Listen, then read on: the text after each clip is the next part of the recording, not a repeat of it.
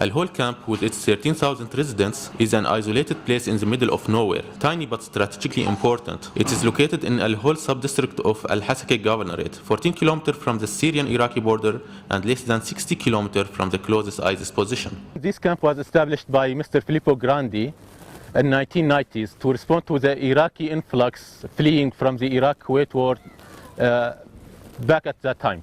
While this camp was closed after the Iraqi-Kuwait war, it was reopened again following the Iraqi war in 2013. It was reopened with a huge refugee influx from Iraq. This refugee camp has always been a transit point for people coming from or going to Iraq. Over nearly 3 decades, against the backdrop of regional tension, this camp has been repeatedly closed and reopened to accommodate Iraqis, ex-Iraqi Palestinian and Syrian IDPs, passing through this Syrian governorate, either in need of protection or returning home. And indeed, Al-Hol has experienced a tumultuous life, occupied by Jabhat al-Nusra in 2011, subsequently taken over by ISIS in 2014, and finally retaken by the YPG in 2016. UNHCR could only return to the area by October 2016 for a major camp infrastructure reboot and expansion efforts.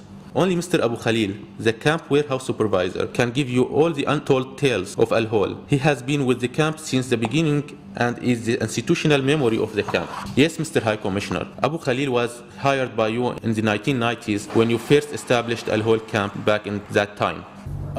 Dear Abu Khalil, do you remember the name of the UN staff who came to open Al-Hol? Yes, I remember very well, Mr. Filippo Grandi. What do you remember about him? He was a young man with his team back in time, established this camp. They put the administration areas, houses and tents in the camp.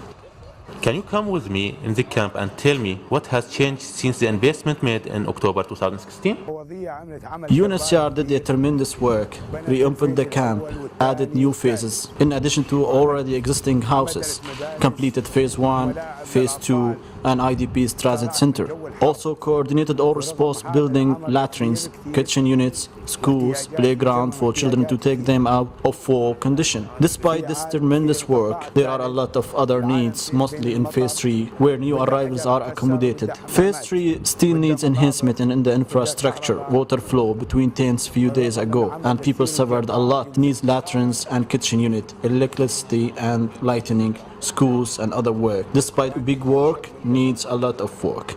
As we leave Mr. Abu Khalil and his memories, we wonder what the future holds for Al-Hol. You cannot help noticing that Al-Hol population is literally growing by the day. Each convoy coming from the Iraqi border is bringing Syrian IDPs and Iraqi refugees by groups of 200 to 500 people. The camp's blocks are quickly getting filled up with residents, and newly arrived families are settling more or less smoothly into their camp's residence life. While the camp's residence life is full of problems that are addressed as they come by the UNHCR partners, there are good reasons for optimism. Beyond the fact that the residents are safe, fed and healthy in the camp, for the first time after several years of disruption, primary school has resumed for 500 children. 2,000 more are due to access education in 2017. Furthermore, in this terrorism era, Al-Hol by its mere existence provides the best way to protect the refugees and IDPs' youth from the threats of radicalism and other forms of extremism. It has immediately enrolled the primary age school children into formal and informal education activities that promote positive values while respecting their national curriculum and cultural background. Dear High Commissioner, welcome to Syria.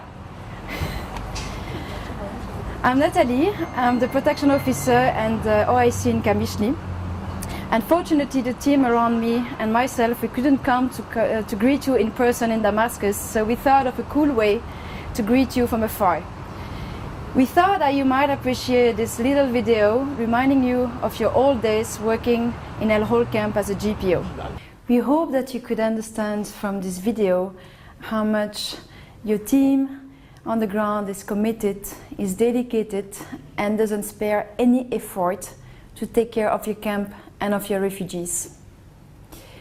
Now, to respond to the question you may have on your lips, what could I do more for my refugees?